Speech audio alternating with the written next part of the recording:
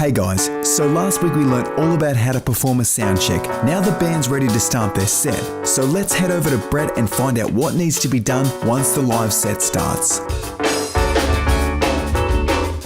Okay, so once the show's started, once the bands are up there, they're playing, your place is behind the console. So you need to be operating, you're running the show. So if you're not behind the console, there must be a problem up on stage. That's the only reason you wouldn't be behind your desk. Otherwise, well, you might want to go for a bit of a walk around the room and see how it sounds and check how your mix is for everyone else in the room.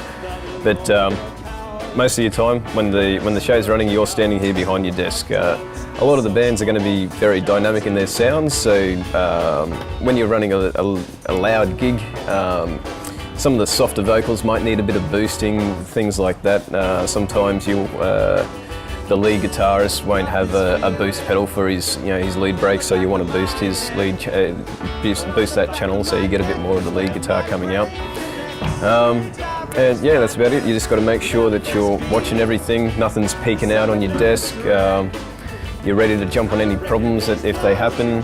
You're watching the band, making sure if you're doing your monitors from front of house like we ended up doing, you'll have to be watching the band to see if they need anything in their monitors. They'll usually give you a wave or a sign, some kind of indication that you'll need to adjust their mix in their monitors. If I can get a bit more vocal in my fallback, that'd be great. Main issues that could appear during a live set would probably be things like loss of power would probably be the biggest problem that could happen. Whether that be that you lose power to the venue, power to your front of house, power to the the instruments on stage. Hopefully, best case scenario, it's just you've lost power to the stage and everything else is still running. It can be a bit of a problem if say a big PA stack suddenly loses power, because that can cause spikes through the power spikes through the amplifiers and things like that. But if you do have a big loss of power, best say you've lost everything, like all your PA's gone down, make sure you go up and turn your amps back down so that when you do get the power back on, they're not going to just be back on 100%. A microphone can possibly go bad. A monitor might, one of the monitor speakers for the stage you might lose well, there's usually two elements in the speaker, the woofer and the horn. You might lose one of those and all of a sudden they can't hear themselves properly. Say if the lead singer happens to want to go walking out in front of the crowd, that might, if you haven't got your front of house tuning 100% perfect, you might be having to pull their volume down because they're going in front of the speaker stacks, and you might get a bit of feedback there from being in front of the speaker stacks. Another thing that can go wrong is, say, if you get an active band up on stage, they might end up kicking a microphone out away from the guitar amp or something like that. Or a very common one is on a tight stage is the kick drum mic gets kicked out of the kick drum. And it's not always massively a problem, but if you want to maintain a good sound, you want to be able to jump straight on up there and put the microphone back. Okay, but in general, most of the time, if you've set up everything properly and you've accounted for as many contingencies as you can, everything's running fine. So once you've got your mix set, just sit there and make sure you can hear everything and just try and enjoy your show.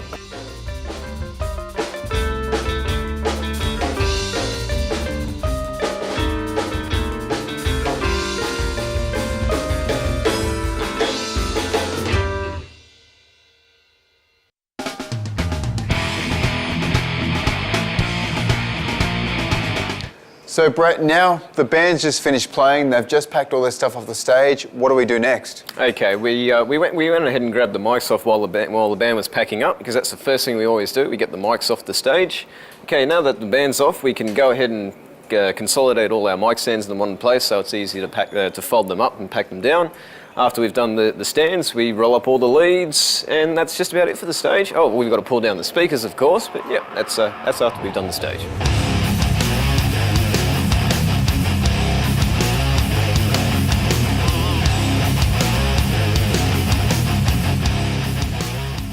Now Brett, sound engineers and musicians are always talking about rolling leads. Why is it so important? Okay, so one of our biggest pet hates being working in the sound industry is that leads have to be rolled properly. Now the main reason for this is that if you don't roll a lead properly, it puts twists in the cable. Now eventually that will destroy the cable, because the more twists that end up, it ends up stretching the cable until the point that the solders get pulled off on one side.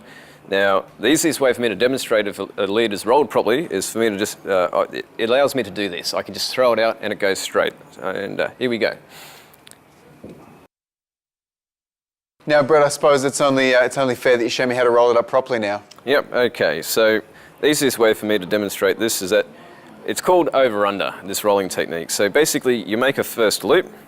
Now, while you do that, you want to put a certain amount of twist into the cable. So the normal loop, you put a little twist in, and then the other side, we want to do a backwards loop. So the easiest way for me to demonstrate that is that you take your hand, twist it, follow it down the cable, grab, and then pull back into a normal hand position. So as you can see in the cable here, this is now underneath that loop. So that allows us to have a normal loop and then an under loop. So that's over, under. And you just continue that pattern, normal loop with a twist, under, grab. That's the easiest way to learn. Everyone has their own individual technique. Some people just twist backwards, and then twist forwards, twist backwards. I'm not a fan of that way. I'm not used to that one. But anyway. But either way, it stops your cable from getting rolled. Yep. Okay. So there we go. All right. Great. Remember with you. Yeah, that's it. He's done this before. Once or twice.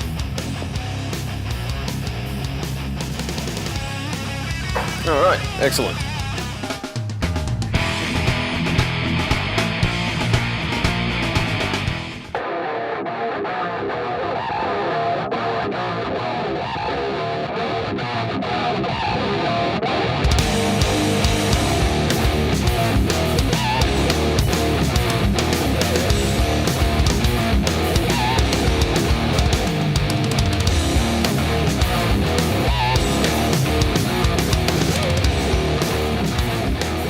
Well, Brett, big thanks to yourself for today and Australian Concert Productions. It was a really long day.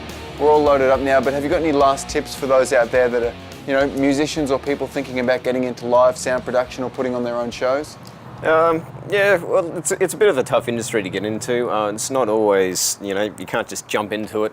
Even if you go to school and do all those courses, sometimes it can be best just to get the experience. As for general tips, best thing I can say is to train your ears. That's the main thing you need. This is what you're using all the time. So if you haven't got your ears trained up, then if you can't hear what's going on, then you're in the wrong business. Knowing frequencies and that kind of thing is really what the meat of the business is. So train your ears. You've got to look after your ears as well. That doesn't mean like you're always wearing earplugs or that kind of thing. Just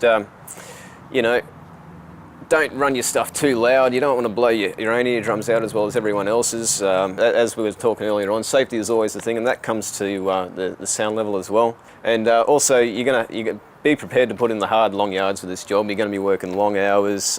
Most of your work's done on weekends, but I'm pretty much working every Saturday night these days, and that can be right down to Thursday, right through to Sunday, sometimes doing 24-hour days, right up to, can get right up there as well. So be prepared to do long hours and have lack of sleep and be able to not run on not much food, because sometimes you just don't get time to stop and eat food when the job really has to go.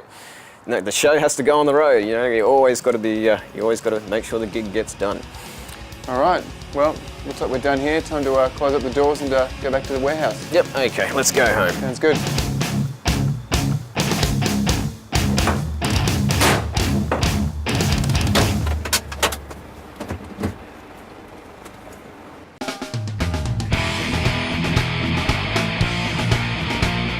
Welcome back, everyone. Now, guys, what's your experience playing live? What are the things you guys have looked out for in the past? Just having good fallback is really good for my vocals, and just hearing everyone, basically. Just making sure that you can hear yourself. And yeah, that's the main thing. I think. Yeah. Yourself, is there anything specific you need when it comes to fallback? I'm pretty selfish, I just need heaps of myself. Yep. And the other guitar. Yep. And usually a bit of vocals, so I know where I'm at in the song. And being that you guys have got a pretty tight drummer, as you say, You know, I don't you've got a bit of that. any Don't need any of drums. him? No. Really? Great.